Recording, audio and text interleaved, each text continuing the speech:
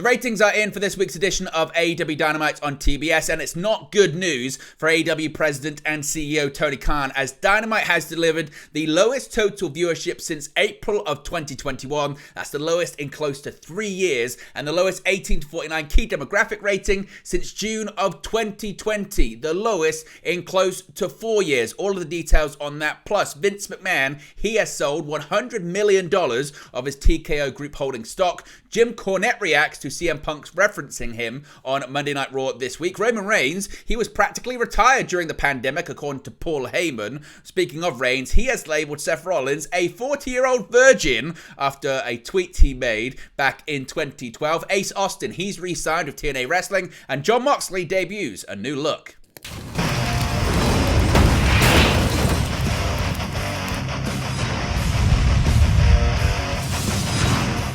Hey guys, welcome back to Wrestling News 365. Hope everyone is doing very well. As always, plenty of news stories to get into in the world of professional wrestling. Let's start off talking about the ratings for this week's edition of AEW Dynamite on TBS, and it's not good news for the AEW President and CEO Tony Khan. Now, this week's edition of Dynamite faced stiff competition from NBA basketball, and the TBS show came out of the battle bruised and bloody. WrestleNomics is reporting that the average overall Dynamite audience was 747,000 people, which is down 7% from last week's 800,000 overall, as well as down 7% over the past 4 weeks. The 18 to 49 demographic tuned in to a 0.23 rating, which is down 15% from last week's 0.27 overall as well. And it's also down 16% over the last 4 weeks programming for AEW Dynamite on TBS. Now, in terms of the year over year, the 2024 average for AEW's overall audience is down 6% over last year's average at this time, while the March 2024 ratings, that key 18 to 49 demographic, are down 10% compared to the March 2023 ratings. Now, as usual, the quarter hour ratings come courtesy of WrestleNomics, so shout out to them and be sure to subscribe to their Patreon service. As usual, the highest rated segment of the evening was the first one, though Dynamite suffered a big drop in viewership during the opening contest between Will Ospreay and Katsuyori Shibata. The numbers picked up again towards the end of the Young Bucks versus Private Party and stayed up for the TBS Championship Contenders match, presumably due to the announcement that AEW's latest big free agent signing Mercedes Moné would be on commentary. After that, however, the ratings dipped again, reaching, near their lowest point during the match between the Best Friends and the Undisputed Kingdom, before recovering for the latter half of the main event between Swerve Strickland and Konosuke Takeshita. Now, overall, AEW was the third-ranked program throughout the night, beaten only by the NBA games, which aired at the same time on ESPN. There was no AEW Collision ratings, of course, as there was no AEW Collision at all last Saturday, preempted by postseason college basketball as well. But as I mentioned, it's really the sort of overall numbers that have a lot of people talking here, because this was the lowest total viewership since April 7, 2021, and the lowest 18 to 49 rating since June 24, 2020. So that's the lowest total viewership in close to 3 years, and the lowest total when it comes to the 18 to 49 rating in close to 4 years. What are your thoughts on this? What are your thoughts on these numbers? What are your thoughts on these sort of record low numbers for AEW, the lowest in many years on TBS and TNT if you go back to the likes of 2020. What's your reaction to all of it? What do you think Tony Khan can do to fix it? Can it be fixed? Can it be salvaged? Let me know your thoughts, as always, in the comment section below.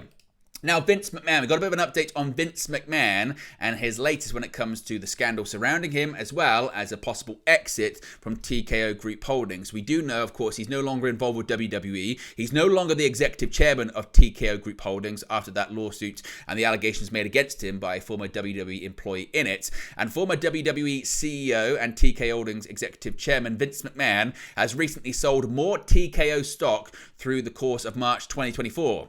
A recent SEC filing has revealed that McMahon has sold 3,484,006 stock worth approximately $100 million. This was between March 5th and March 25th of 2024.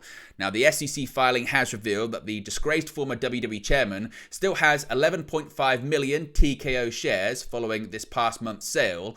Earlier this month, McMahon dumped $412 million worth of TKO stock, and following the WWE UFC merger last year, he sold stock worth over $700 million. He has collectively sold over $1.2 billion in TKO stock since the merger last year, and his latest share sale marks the third time he has sold TKO stock. Now, earlier this month, Endeavor president Mark Shapiro revealed that TKO was not involved in McMahon's stock sale at that time. He highlighted that the former WWE CEO shareholdings reduced from 28 million shares to 15 million shares. He also added vehemently that TKO is not in conversation with McMahon and that he will never return to the company.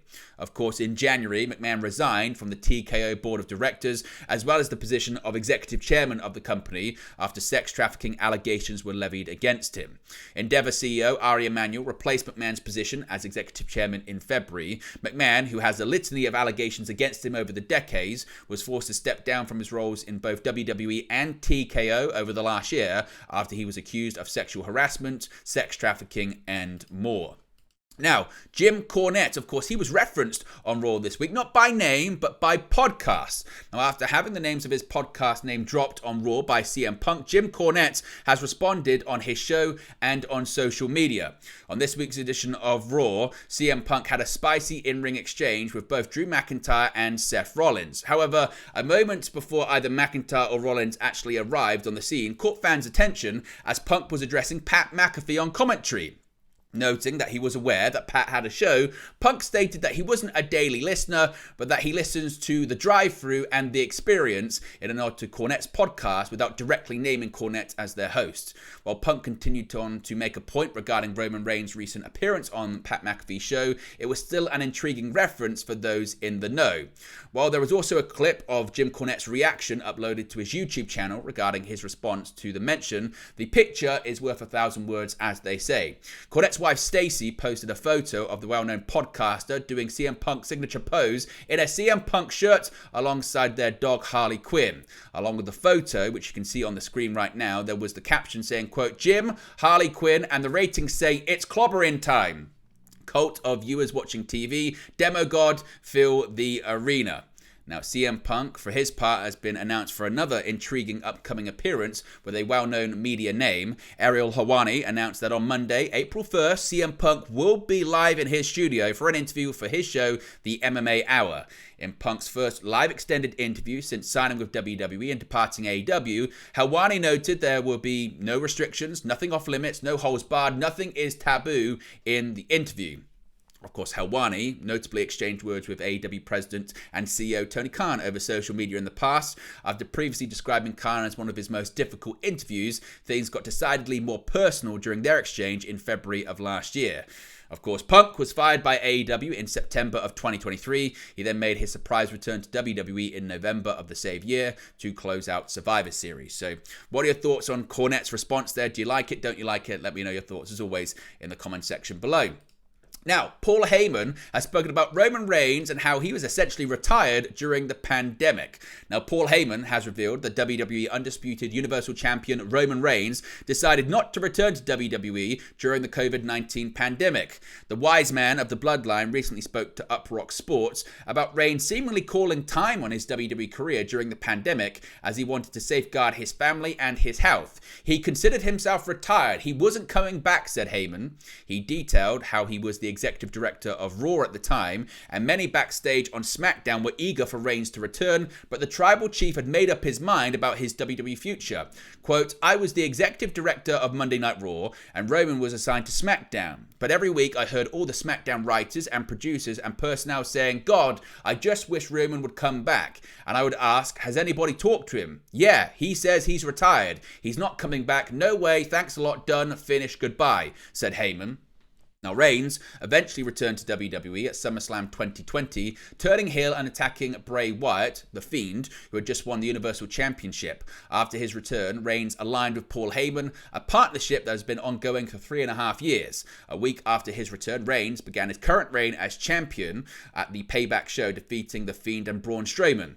Heyman, in the interview, stated that Reigns' current run is nothing short of a miracle, as everyone backstage was convinced that he wouldn't return.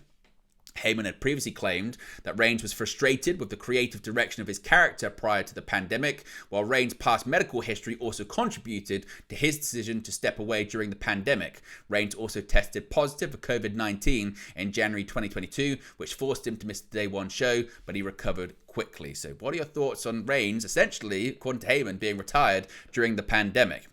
Now, this is a really interesting one. Speaking of Roman Reigns, he has, I guess, called out his WrestleMania opponent, Seth Rollins, on social media, a former Shield stablemate of his. Now, Seth Rollins has reflected on his past promise to main event WrestleMania, and Roman Reigns responded with a biting insult. Now, Seth Rollins popped up on Twitter to remind fans of a tweet he sent all the way back in April 2012.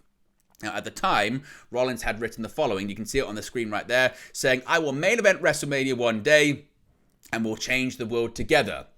Now, sharing the old post along with a promotional image of their Night 1 main event, where he will team with Cody Rhodes against the Bloodlines, The Rock and Roman Reigns on the side of Lincoln Financial Field. However, not to be outdone, Roman Reigns responded with the following. You can see it right there. He dropped his own image. Reigns' account shared a manipulation of the cover of the classic 2005 comedy film, The 40-Year-Old Virgin, with Seth Rollins' face over the original image that featured Steve Carell. Now, WrestleMania 40 is set for Saturday, April 6 and Sunday, April 7 from Philadelphia, Pennsylvania. Of course, the main event of Night 1 is going to be The Rock and Roman Reigns teaming up to face off against Seth Rollins, the World Heavyweight Champion, and Cody Rhodes. Of course, Rollins will also be competing on Night 2, defending the World Heavyweight Championship against Drew McIntyre, whilst Roman Reigns will be facing off against Cody Rhodes for the undisputed WWE Universal Championship. Now, some news when it comes to TNA Wrestling, and that is that Ace Austin has re-signed with the company. TNA Wrestling has announced the re-signing of former X Division and Tag Team Champion Ace Austin, as it was first reported by Denise Salcedo after an interview with the TNA star. The 27-year-old has been with TNA since 2019, but has expanded his resume by wrestling with New Japan Pro Wrestling in the meantime. He has reigned as Tag Team Champion twice alongside Chris Bay, with their second run ending earlier this month. But even before that, he cemented a championship pedigree with 3 X Division title wins. Austin has further picked up wins in TNA's 2020 and 2023 annual awards, X Division Star of the Year and Match of the Year in 2020, Male Tag Team of the Year alongside Chris Bay in 2023. Alongside its announcement, TNA included a quote from Austin addressing his re-signing, saying, quote, "I'm very excited to be staying with TNA. I have more goals to fulfill and championships to win." And finally, Jon Moxley, he's debuted a new look. You can see it right there on the screen. AEW star Jon Moxley debuted a new look ahead of a big match for the Blackpool Combat Club in Mexico for CMLL. Ahead of the Blackpool Combat Club making an appearance in Mexico, one member, which is Moxley, debuted a new look. Cutting a video promo that was shared online by CMLL, Jon Moxley debuted a new hairstyle, or I guess lack thereof. It appears that Moxley has officially shaved his head. Whether or not the change remains as a new character detail, we'll have to wait and see. But elsewhere in news regarding the appearance, Wheeler Yuta was initially announced to join the rest of the BCC to take on the CMLL stars in Mexico, that being Mystico, Volador Jr., Blue Panther, and Ultimo Guerrero. However, it was later confirmed this week that Wheeler Yuta is not medically cleared to compete and travel, and instead, Matt Sydal would fill in to serve as the 4th member of the BCC in Arena, Mexico. But there you go, guys. Latest pro wrestling news for you. Be sure to smash a like on the like button. Be sure to subscribe bottom right hand corner. As always, let me know your thoughts in the comment section below, and I'll speak to you again very, very soon. Hey guys, thank you for watching, listening, streaming, or however you come to this video today. Be sure to click on the video on the right there to watch our next video, or click the bottom there to subscribe, or the bottom right hand corner. Thank you very much, and I'll speak to you again very soon.